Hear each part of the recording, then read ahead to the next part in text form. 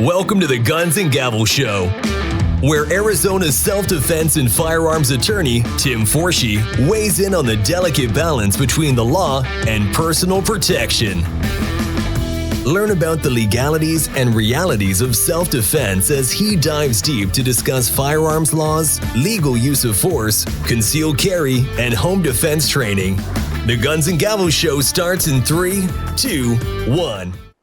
Hi folks, Tim Forshey here again, and wow, today I've got a real treat for you. I've got a double header lined up. So I've got my old friend John Correia here sitting in the studio with me, and by remote we've got my new friend, a gentleman I'm truly honored to meet, Stephen Willeford. I'm sure a lot of you are familiar with his name. I get a chance to talk to both of these guys at the same time. It's going to be a really, really interesting time for me. I couldn't be happier. So Stephen, I've met John before, so I've cuddled up to him before, but I've got to tell you, it's an honor to meet you. I think that you're truly one of those few folks that we can honestly call a hero.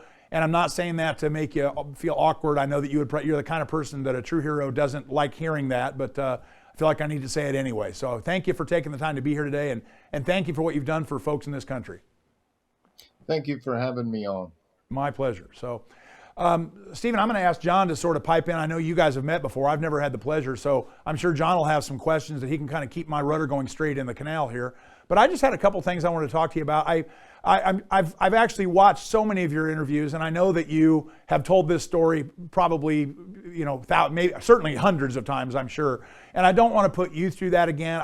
Frankly, I don't want to put myself through it. This is one of those stories, I think if we start getting into it, that I'll probably start crying on camera, and then my daughters will make fun of me even more than they already do. So I'm going to assume people are familiar with the basics of your story. And if they're not, then you need to look up Stephen Willeford on YouTube and see some of his interviews and get all this. I don't think we need to go back over that today, but I just had some questions that I haven't heard you answer in other interviews, if that'd be okay. Would that be all right, sir? That would be excellent.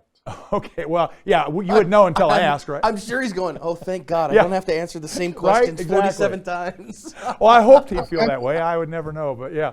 Actually, when people ask me to go over the story, in some ways it's therapeutic because I think I'm making a difference in other people's lives. Yeah, that's true. Yeah, it has. It has. I guess I would just ask you a couple things that are important to me, and I think maybe are important to other people. And again, we're talking about an incident that happened on, I believe, November 5th, 2017. It's been a little bit over 5 years now. And other than everybody and his uncle bugging you for these kind of interviews, okay, which I can imagine, how's your life changed? Well, I now work for Gun Owners of America. Please, shameless plug here. Go to gunowners.org and sign up. We fight for your rights to keep and bear arms because that's paramount. And, if I had not had the ability to own an AR-15 that day, the guy had on class 3 body armor and a ballistic bulletproof helmet. And when I run across the street to engage a shooter with a pistol, I may have lost that gunfight. How are you doing? Oh, I'm the most blessed man in this world. I have a beautiful wife that I've been married for 34 years to. I have 3 children, and each one of my 3 children have got 2 children of their own. So I have 6 grandbabies and 1 on the way, the oldest of which is 4 years old. Great. Well, sounds like you're getting on with life really well. That's fantastic. Family's everything. So, again, I know you've talked about the actual incident itself multiple times. Just sort of a blanket question I would ask. I guess I wanted to say, if you had the gift of time travel, and if you could travel back, what would you do different? Obviously, if you had the gift of time travel, you'd travel back and you'd keep any of this from ever happening. But in other words, what would you do different? Maybe it's a better way to ask it. What do you do different now in case, God forbid, something like this should ever occur in your life again? How are you better prepared to deal with it now than you were back in 2017?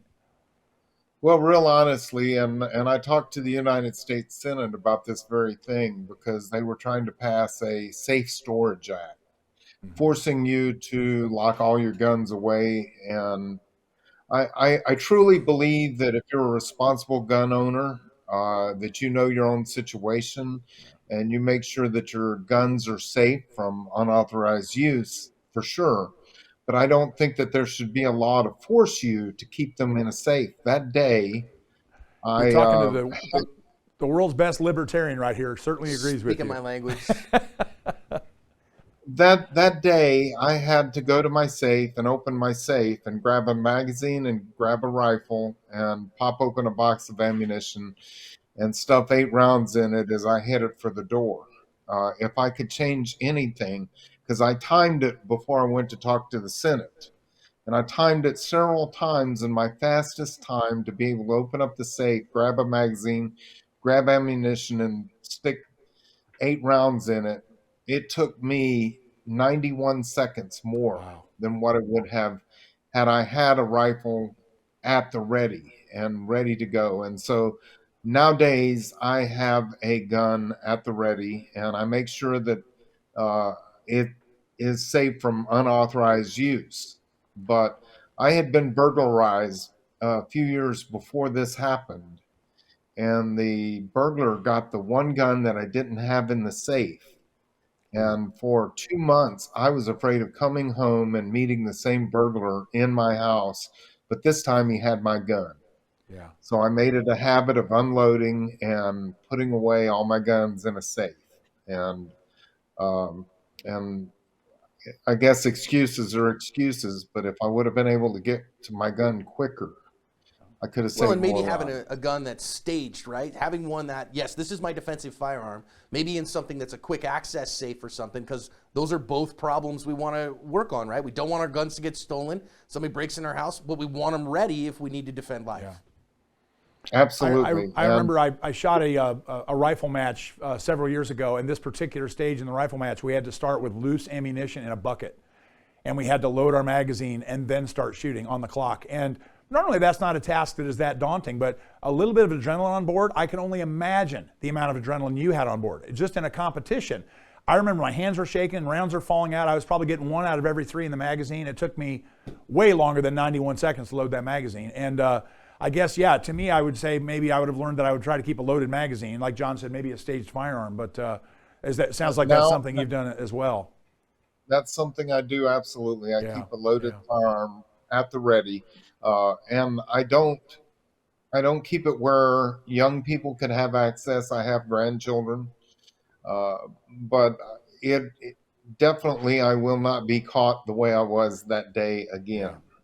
Yeah. And if you can imagine the grabbing the gun and running in and trying to get ammo in it, and the whole time you can hear gunshots. Yeah, I can only imagine.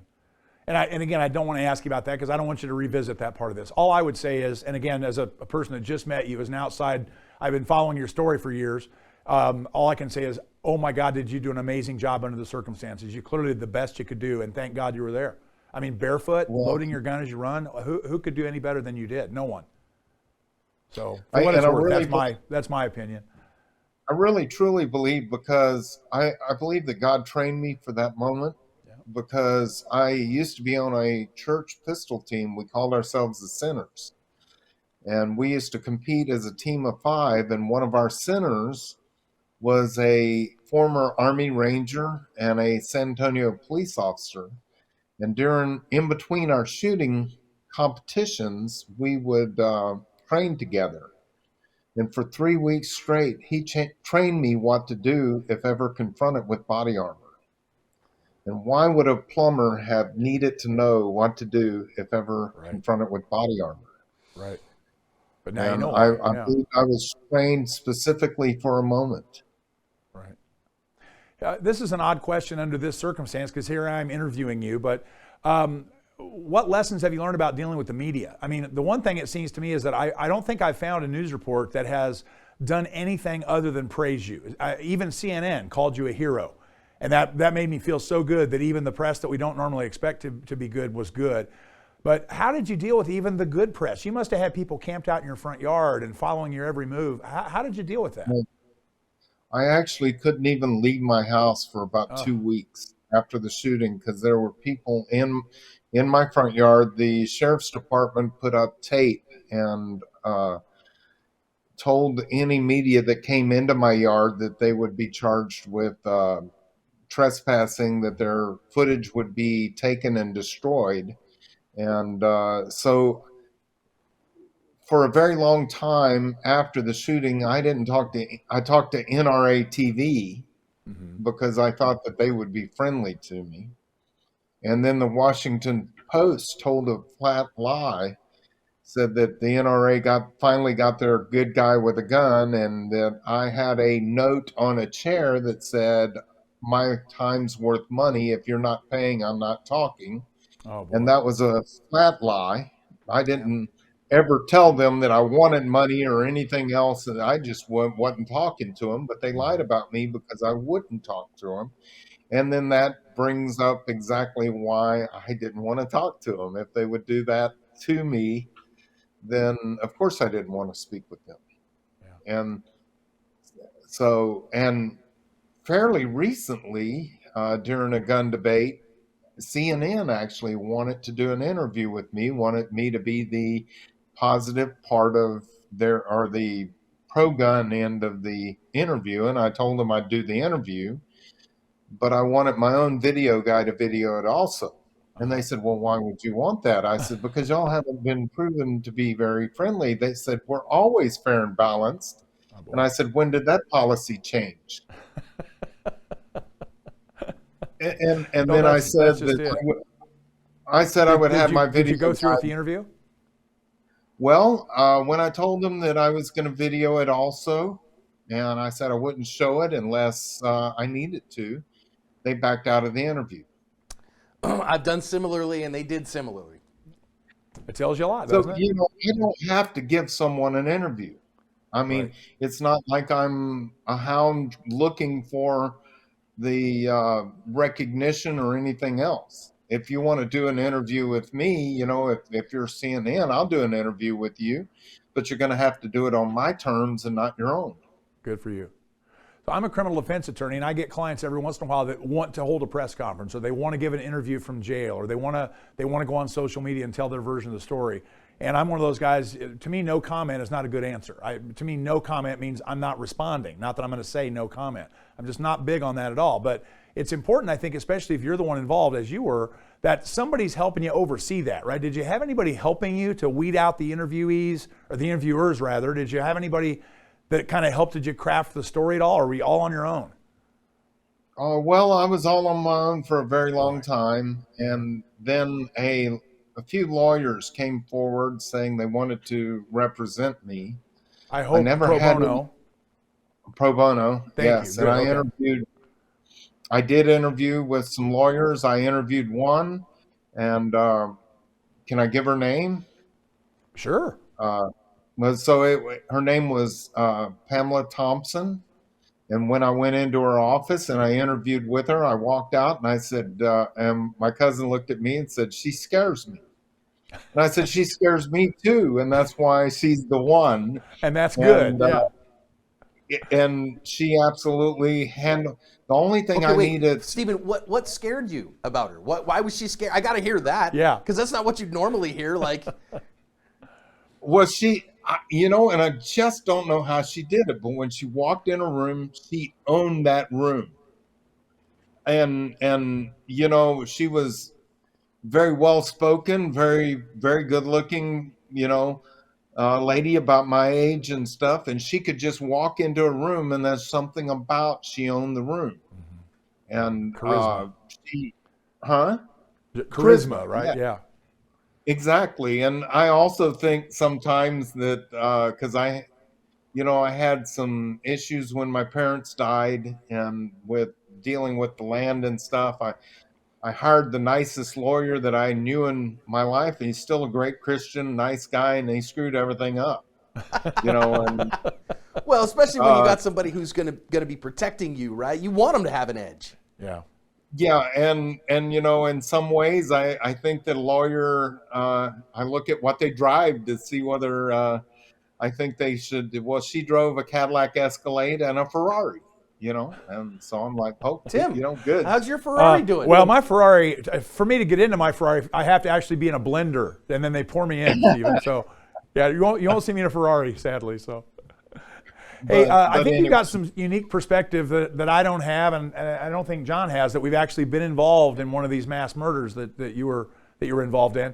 Do you have any perspective on what makes these people snap and do these kinds of things that regular folks like me could learn from? What do we look out for? Who are we scared of? Who are we worried about? Well, I've done a whole lot of I guess, research since this happened, and I do things with survival mindset, with Strategos International, with sheepdog seminars, with, done things with David Grossman, that's written several books and things, and it almost always goes back to the people that do these things are on psychotropic drugs. Uh, they're misfits. Most of the time, they're lacking a father image in their life, and there's a lot of things that just run with these kind of people, and they're misfits. They just and like I say, don't have a father figure for a whole lot, and drugs that they put. And it seems like our school system they get paid more money if they can diagnose you with something and put you on some sort of drugs, and now you're special needs, and it just seems like they do that all the time, and people end up on these drugs, and I think it's just a bad idea. And I'm not a doctor or psychiatrist, and I'm not saying that there aren't kids that need to get help and medication, but I think we're way over medicated as a nation right now. And some of the things that we're seeing, we didn't see when we were young.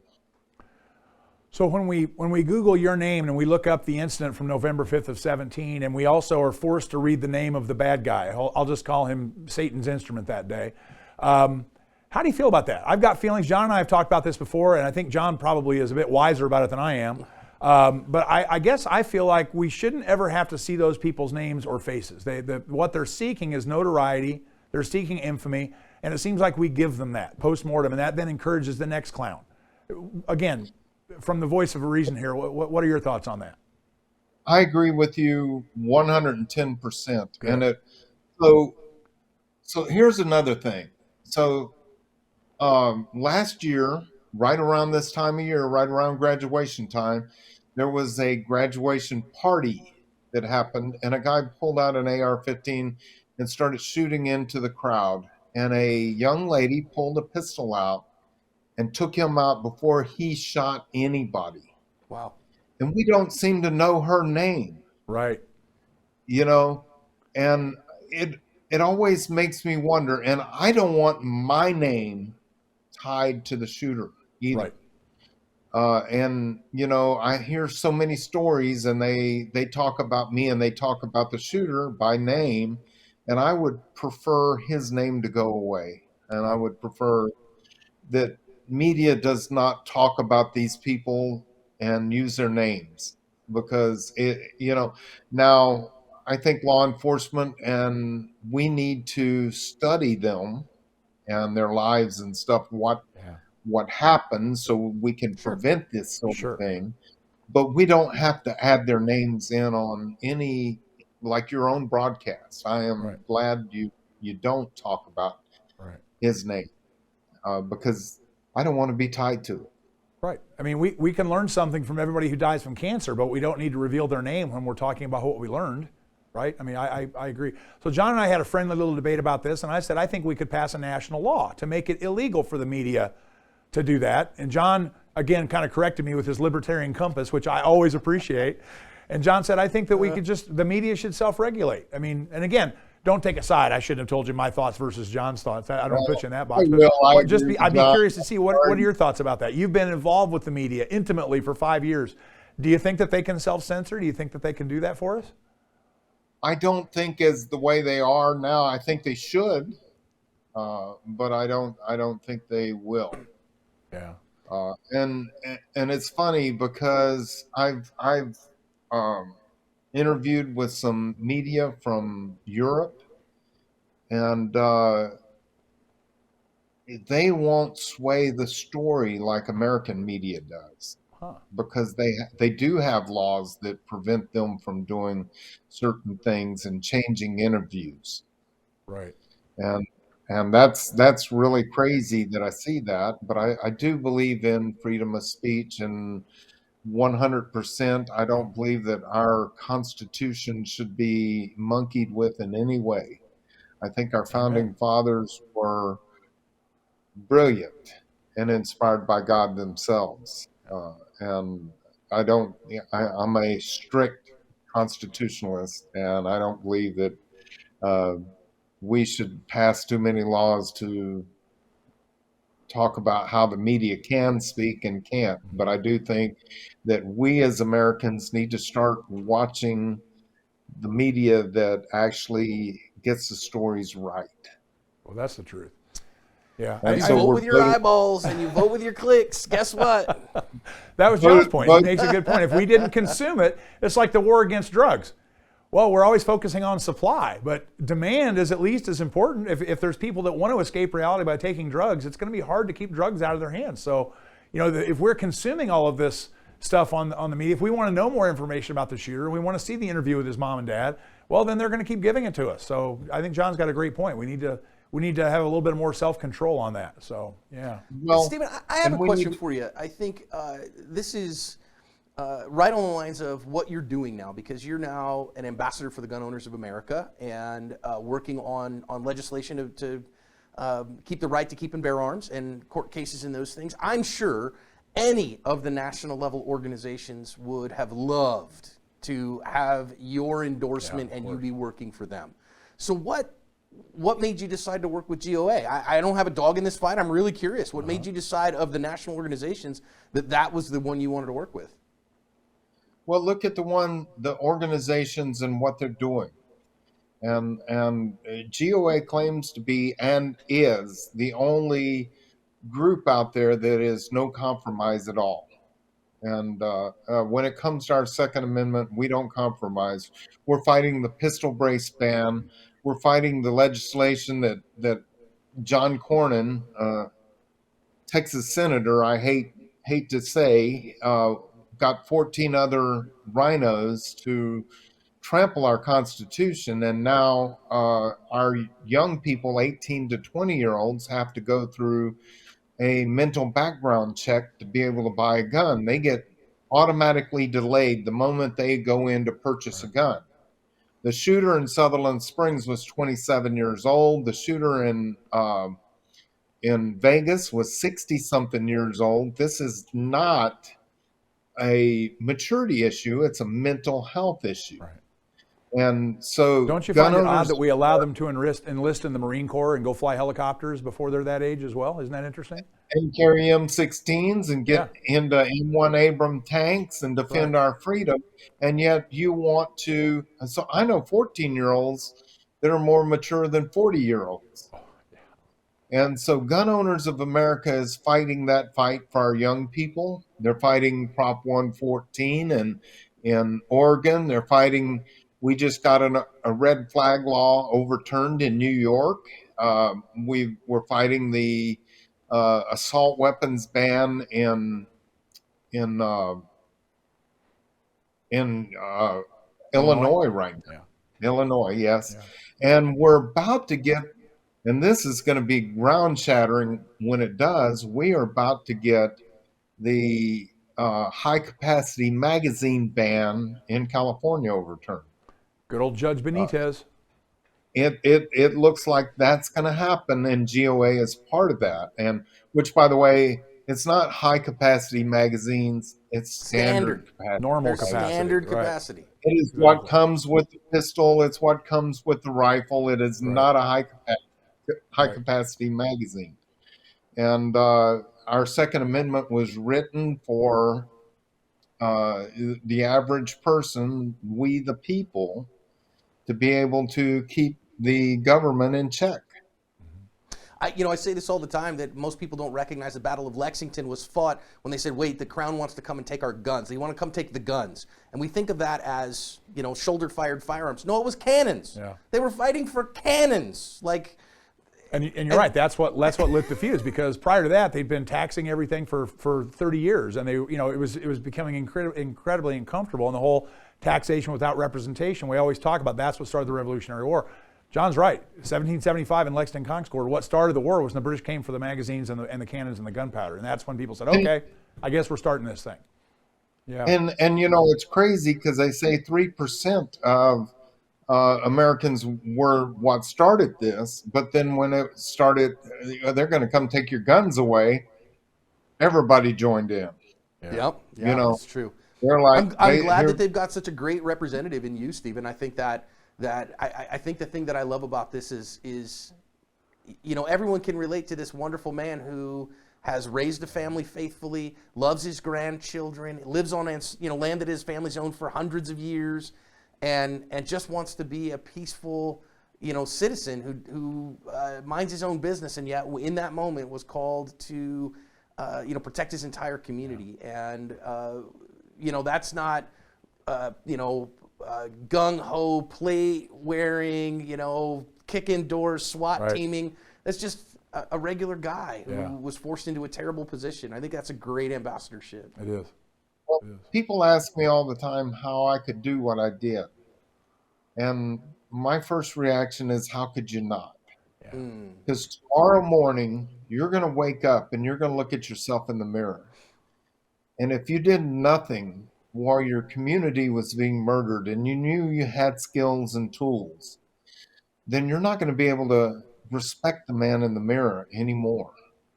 I think that brings up the obvious questions about Uvalde and how it was different from what happened with you. I guess we don't have time to get into that today, but that's a question I keep asking: is how could those guys all stand around with weaponry, listening to that gunfire, and not enter? I just don't understand.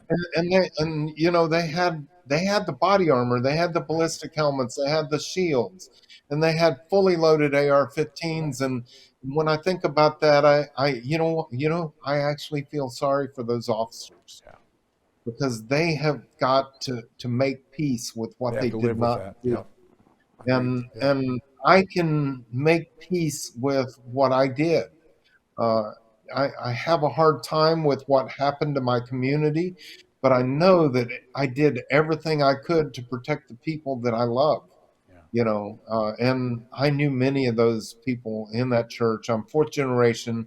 Sutherland Springs is under 600 total population. You can't live in a community like that without knowing the people in it. And so I can, we all have to die someday. And it's not about how you die in life, but it's about how you live in life. Great words. And I heard something, I heard a saying not long ago that's become one of my favorites, because I'm a very peaceful man. And the saying goes that if you're not capable of extreme violence, you're not peaceful, you're harmless. I like that. And I am a peaceful man. Never heard that before. But make no mistake, I'm not harmless. One other question I wanted to ask you, because I've faced this with my clients. Eventually this all, to some degree, dies down. Right? Eventually the press leaves your front yard. Eventually you go back to work. Eventually you go to the grocery store. How did people treat you? Were you treated differently at work? Were you treated differently by your friends? The old, what we always call the mark of Cain from Genesis. Is that something you experienced, for better or for worse? The lieutenant governor of Texas came to me 2 days after the shooting, and he said, "We're going to treat you like you're a law enforcement officer that's been in a shootout. And with that, we want you to take mandatory time off work. Good. And we want you to see the Texas Rangers counselor." And I said, first off, you can't give me mandatory time off. You don't control my job. And he said, "I'm going to the hospital that you work for and talking to your CEO as soon as we're through talking here." It's good to have the lieutenant governor as a friend, huh? Yeah. He said, "I think they will see it my way, even if the state of Texas has to pay your wages while you're off." And so the very first thing is when I went in for the counseling, is the Texas Rangers counselor said, "Your life has changed now, and you're going to have to get used to a new normal." And I said, "But I love my old normal." And she said, "That went away." And I had no clue how did it go away. And I told her, then what is my new normal supposed to look like? And just like ever psychiatrist in this world would say, well, that depends on you. Yeah. I wanted somebody to tell me. And then when I finally did, the hospital, now this was November 5th, and the hospital that I worked for, the CEO said, you don't have to come back until after January 1. Well, after 3 weeks of sitting at the house, I went back to work, and she said, oh, you don't need to come back. And I said, I do. I have to get to some sort of normal. I can't do this anymore. I need to be normal again. Yeah. And I walked into the hospital, and the people that I worked with, the coworkers, would avert their eyes from me walking down the hall, Wow. and scoot past me real quick so they didn't have to talk to me. Do you think that was out of respect for you, that they want to bug you, or was it because they feared you because of the situation? I think it was they had no clue what to say. Yeah. None. Yeah. And to be, and I'm thinking, I'm the same guy. I'm still your friend. Right. Why do you ignore me? And the executive director of the hospital said, we're thinking about sending you to a different campus. Wow. So they have several hospitals that we were in charge of, and said, we're thinking about just putting you over at the Robert B. Greene for 6 or 8 months. And I said, why? I said, you're just pushing things back. If it's 6 or 8 months and then I come back here to work at the main campus, then I'm going to go through the same thing then. I said, let's just rip the Band-Aid off and let it work its way out. The only thing that's going to solve this problem is to just expose and go through it. And eventually somebody will talk to me. And I'm here to answer any questions anyone wants to ask, but I can't continue. Well, it turned out that my life was going to be changed in so many ways, and I ended up stepping down at the hospital.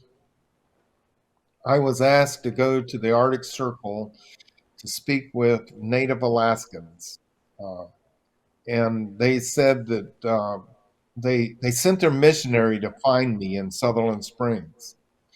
And they told her, because she was a woman trying to reach them for Christ, and they saw the story in the Arctic Circle. And they said, if you want to speak to us, bring him. We'll speak to him, because they're a very male-dominated culture. And they told her, they said, we saw him in an interview, and he talked about Christ. And what we respect most in our culture is a man that would risk his life for his tribe. I said, that's what Mr. Willeford did. Bring him here and we'll speak to him. So they flew me into Kotzebue, Alaska.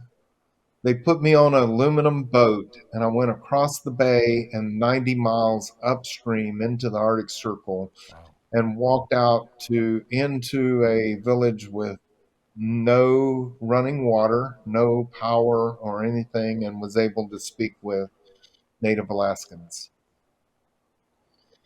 My life got changed in so many ways. I will tell you, that would have been a bucket list for me, just to go hunting in the Arctic Circle of Alaska. But to actually go up there and speak to Native Alaskans is so over the top, I couldn't even imagine that. What an honor. But you deserved it. Well, you did. Stephen, I meet a lot of smart people. I hang around with people that think they're smart, and some people actually are smart, but I don't meet many wise people. And it's just nice to tell you that I think you're both, from my perspective, for what that's worth. You're a wise man, and that's rare. I don't see it nearly often enough. So, for what that's worth. Have you met any of the people that are, I guess, for lack of a better term, in a similar position to you? Have you ever met Jack Wilson from the West Freeway Baptist shooting, or have you met Not that he was viewed quite as well by our society, but Kyle Rittenhouse or George Zimmerman. Have you met any of these other folks that have been through something similar and been able to compare notes with any of those folks ever? I'm just curious. That's a weird question. Yes, Jack Wilson and I are friends now. I would love to have a cup of coffee with the two of you guys. What a great conversation that'd be. Yeah. Why wouldn't he be a friend? Old gray beard, old black Western hat, Texan. I think Right. We represent what Texas is. Don't mess with an old beat up Texan. That's You right. just don't know. I met with Kyle Rittenhouse, and recently, Eli Dickin, Yep. Yes. his lawyer, In contacted me. Indiana. Eli Dickin's lawyer apparently is a firearms instructor, and he is a defense attorney that has defended people for nothing. All he does is defend people that use deadly force. And he asked me, he said, since your event happened, I've been watching you. And he said, Eli's 22 years old. He said, when he is able to speak to the media, he said, I would like him to be able to speak to you and you mentor him through. He said, I've never seen anybody that's handled the media. Well, and that was a great compliment for him to say, I've never seen anybody that handled the media like you did. I was like, I truly believe that God orchestrated that also. Well, and it maybe seems like gave you- Eli has decided to stay out of the public eye. He's decided, I don't want to speak. I don't want to be made into anything. Was that part of your strategy, or was that his decision on his own?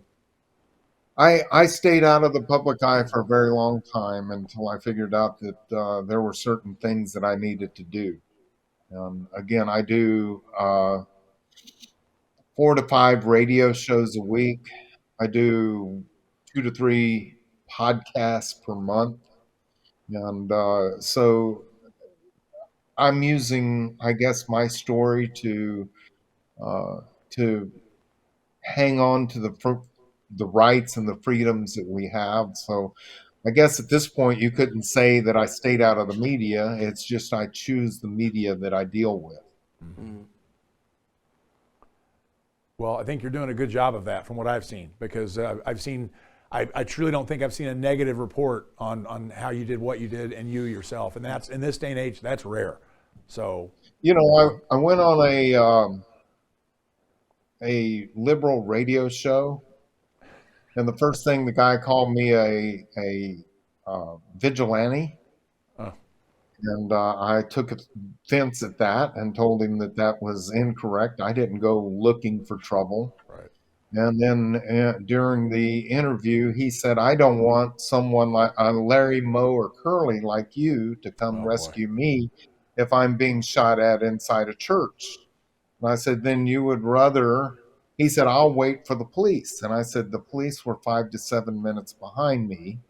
And I said, how do you call me that when I hit the shooter 6 out of 6 rounds? Yeah. I didn't miss him once. My bullets didn't go anywhere but making contact with the shooter. Yeah. And you would rather stay in the church. And don't get this wrong, because law enforcement, in my opinion, I am all about the thin blue line, the highest respect in the world for law enforcement. But they're second responders. You're your own first responder. Right. Bingo. Right. Bingo. They can't be there on time all the time. Very rarely are they there. They mop up blood, take evidence, and hopefully somebody gets prosecuted and goes to prison. But too many times they get let free from the court system and stuff. But you can't depend on the police to be there when you need them the most. I never wanted to see red and blue lights more in my life than that day. I bet. Yeah. And I think it doesn't I get played up. wouldn't- You were 6 of 6. Yeah. I mean, obviously, in that incredibly heated moment, and with all of the stress that's going on, having chased this guy down, whatever, 6 for 6. That's incredible. Yeah. It really Well, is. and I I mean, found out compare that to law enforcement out statistics, I found out that our national average for law enforcement in gunfights is about 17% hit ratio. Right. And I know, John, you talk about being accurate, and the only thing that does stop shooters is hits. Yes, anatomically significant Yeah. hits. Yeah. And I've heard that 1,000 times from you, and I know it. John Lott, and y'all know John Lott, Oh, right? real well. The shooting is John Lott. So John Lott is a friend of mine now, and that's crazy in itself that I can say I know someone like John Lott. Isn't he great? But the most recent FBI stats that have come out, and it was from 2014 to 2021. The FBI stats say that in mass shootings, only 4% of the time are they stopped by non-law enforcement civilians like myself. So John Lott took all of their information. And the first thing John did was he took out all of the shootings that happened in gun-free zones, because of course a civilian is not going to be able to stop it in a gun-free zone because we don't have our guns there. Right. What was left from 2014 to 2021 were 214 mass shootings that happened that weren't in gun-free zones, and 114 of those were stopped by non-law enforcement. Right. More than civilians. 50%. More than 50% were stopped. 94% shootings happen in gun-free zones. Yeah. So when they happen outside, over 50% of the time, it's someone like myself that can stop a shooting. And what John Lott also found that was really, really interesting is in those 200 and those 114 that were stopped by civilians, not one innocent bystander was Isn't hit. that interesting? And they always And talk about us untrained Curly Lowe and Larry's hurting all these other folks, and there's no data whatsoever to support that. You're exactly right. It does not support it in any way. And what that says is the people that do carry, that would have the courage to stand in that gap between evil and innocence, have been to the range a few times and has taken it upon themselves to train. Not that law enforcement, but I truly believe that the people that go out there and shoot at the range on their own and maintain their own firearms and buy your own firearms, we're the guys that go out there and train, where law enforcement goes and qualifies once a year or whatever. And I'm not by any means trying to generalize, because I knew an officer, like I say, one that competed with me, and he was good with his gun, and he trained me and stuff. So there's that law enforcement officers that realize that their life may depend on their gun at some point and may enjoy shooting like I do, and gets a higher level of training than your average officer. Yeah. I know that you were actually, I think still are, an NRA certified instructor, Stephen. I think you were an instructor for quite a few years prior to this. What types of do you still do any training of others, or are you doing any training as a student, or both? Now, and see, this is something that I heard you and John talking about before I came on the air. So I will never turn down any training. Amen. We all agree on that. I'm never arrogant enough to think that I don't need to be trained constantly. It's that guy that his grandfather taught him how to shoot, and he thinks he knows everything. They're the ones that scare me, Yep. We had that exact conversation. You're right. I've been asked before, why are you going through this training? Aren't you a pretty good? Well, yeah, I do. But the moment that I think that I'm so good that I don't have, that I can't learn something from someone again, that's the moment that I need to just put the gun away and you know, Yep. fade off into the distance, you know. Yep. But I'm always willing to be trained, and yeah, there's some people that I guess could learn a few things from me, but I'm always willing to listen and train with those that obviously, you know, former law enforcement that trained law enforcement, former Army Rangers, or you know, people that have been in the fight and stuff before. I'll learn any, you know, night training. I've done night training. I've done all kinds of things, and I'm never arrogant enough to think that I'm so good that I don't need it. I don't train people anymore because I don't have the time, Yeah. and that's not GOA's mission either. GOA doesn't. We are strictly a legislative group that goes and fights these laws and stuff and makes people aware, and we educate people on what our government's trying to do to our rights. Is what we do, but we don't really. There's other groups that do training and stuff. We do a lot of events where we get to compete, and that's fun. So I get to pay. I get paid to shoot in those events, and There you go. You did something right. What a beautiful thing. They probably bring you the ammo too, right? You're shooting other people's ammo, getting paid. Life is great. yeah, what a beautiful thing. I was just recently in Arizona where Sure Shot Ammunition was doing a thing, and GOA competed against Sure Shot, and our team beat Sure Shot. So Well, we would expect nothing less, right? well, you know, And also, here's a plug. 30 cents of every dollar that you give to GOA is not spent on private jets. So there's that too. There's that too. Yeah. I'm still flying in economy class. And Right. There you go. actually, I just went to an event with our senior vice president, Eric Pratt, and he flew economy class. He booked his own flight, and he actually screwed up his own flight. And so, you know, he did he was trying to book it as an AM, 11:30 a.m., and it ended up that he had booked a 12 or 11:30 p.m. flight. And so he had to, it was all messed up and stuff. And I just thought that was so hilarious. And that he was flying economy, and just like any other person, he showed up there. He showed up there in khaki pants with, you know, a GOA t-shirt on, a flannel shirt unbuttoned and sleeves rolled up to his elbows and stuff. And I thought, you know, that's a senior vice president that you want. There you go. That's the kind of guy. Yeah, there you go. The money's being spent He's the right not way. wasting a whole lot of your money on other things, and we won't mention, you know, any of that. But GOA's money is going where the money is supposed to be going.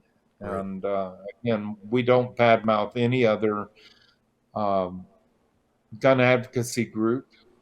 We hope we all succeed. We're pulling the same wagon. We're all pulling on the same rope. Amen.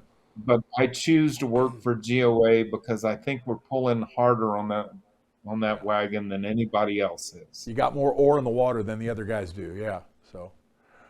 Well, Stephen, I can't thank you enough for finding the time to do this today. I'm sure you got better things to do than talk to some local yokel from Phoenix. I really, really appreciate it. The next time you're going to be out here, if those folks invite you out here to shoot again, let us know. I would love to have you in person in the studio.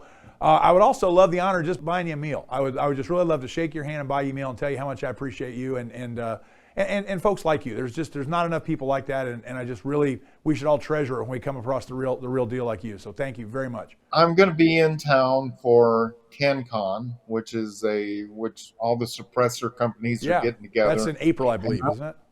And I think to go to CanCon, that's another event where I get to shoot all these suppressors and stuff. Even more fun. We did CanCon in Savannah, Georgia, and it was the first time I walked up and down a range and nobody had on hearing protection. All right. Because that's what it's all about is suppressors. And yep, the good thing we tightly control those extremely dangerous suppressors the way we do, isn't it? It's so helpful.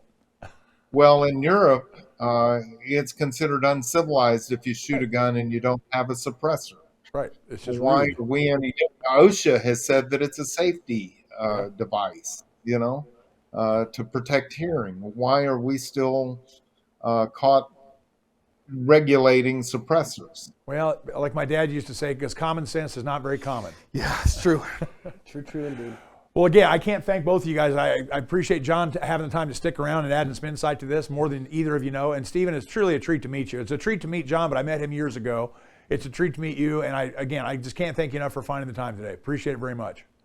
Well, it's nice to meet you, and we'll meet you in person. John, met you before in person, and always a pleasure. Look forward to seeing you in person again soon, Stephen. Look forward to it. Thank you, Stephen. Thanks for being here today. God bless. God bless you. And that wraps up another episode of Guns and Gavels. Join us next time to learn more about the legal use of force, personal protection, and firearms training. Show your support and hit the like and subscribe buttons to make sure you never miss an episode. Till next time, stay safe.